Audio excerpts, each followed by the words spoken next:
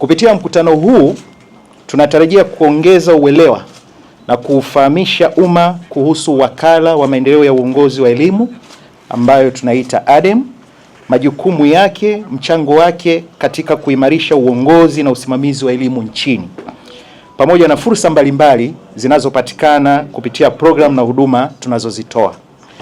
ADEM ni taasisi inayofanya kazi na wizara mbili, yani Wizara ya Elimu, Sayansi na Teknolojia na Ofisi ya Waziri Mkuu, Tawala za Mikoa na Serikali za Mitaa. Hata hivyo, ADEM ni taasisi inayosimamiwa na Wizara ya Elimu, Sayansi na Teknolojia.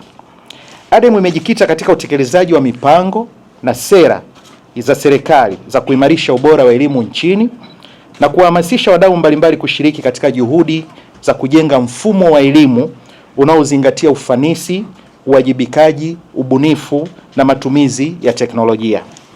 Ndugu waandishi wa habari, serikali ya Jamhuri ya Muungano wa Tanzania chini ya uongozi wa Mheshimiwa Dr.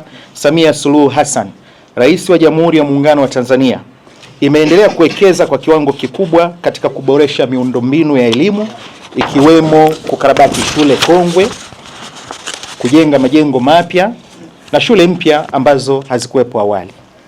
Mageuzi mengine yaliyofanyika ni pamoja na kuboresha sera ya elimu na mafunzo ya elimu na mafunzo ya mwaka 2014 toleo la 2023, mitaala iliyoboreshwa ya elimu ya awali, msingi, sekondari na ualimu, matumizi ya teknolojia katika kufundisha na kujifunza, kuongeza uwezo wa rasilimali watu katika sekta ya elimu kwa njia ya mafunzo ya muda mfupi na muda mrefu.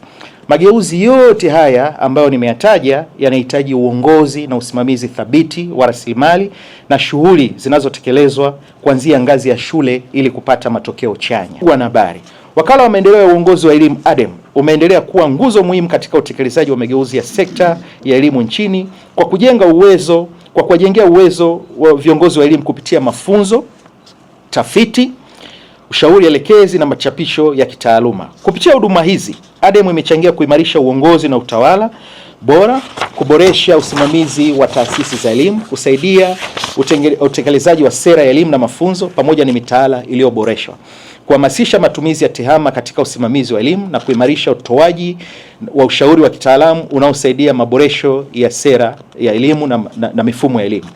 Ndugu wanahabari, kwa upande wa mafunzo ya muda mfupi, wakala katika kuimarisha uongozi na usimamizi wa elimu kupitia mafunzo ya uongozi na usimamizi wa elimu unatekeleza mradi wa kuimarisha ufundishaji na ujifunzaji kwa shule za awali na msingi. Mradi unaitwa Boost kupitia afua yake namba 8 inayosisitiza mamlaka za serikali za mitaa kukidhi vigezo vya utawala bora katika elimu.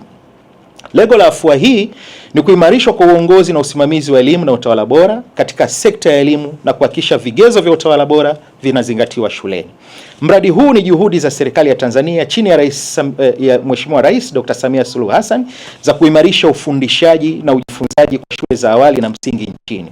Mradi huu umelenga kuboresha mazingira ya ujifunzaji na ufundishaji kwa shule za awali na msingi nchini. Wakala wa Maendeleo ya Uongozi wa Elimu ADEM ni moja kati ya taasisi za elimu zinazotekeleza mradi huo kwa kupatiwa kiasi cha shilingi bilioni 16,163,065,800 kwa miaka mitano kwa ajili ya utekelezaji wa shughuli za mradi wa Boost. Fedha hizo zimetumika kwa ajili ya kuendesha mafunzo ya walimu wakuu wapatao 17,817, waratibu elimu kata 3,907, maafisa elimu mikoa na wilaya wapatao 208, pamoja na uandaaji na uchapishaji wa vitabu viwili ambavyo ni Kiongozi cha Mwalimu Mkuu School Management Manual na kitabu cha Utawala Bora wa Elimu katika Mamlaka za Serikali za Mitaa Local Government Authorities Educational Good Governance Manual. Ndugu wanahabari, kuimarika kwa ushirikiano kati ya sekta binafsi na mashirika ya kimataifa kwenye utoaji wa mafunzo ya uongozi na usimamizi wa elimu msingi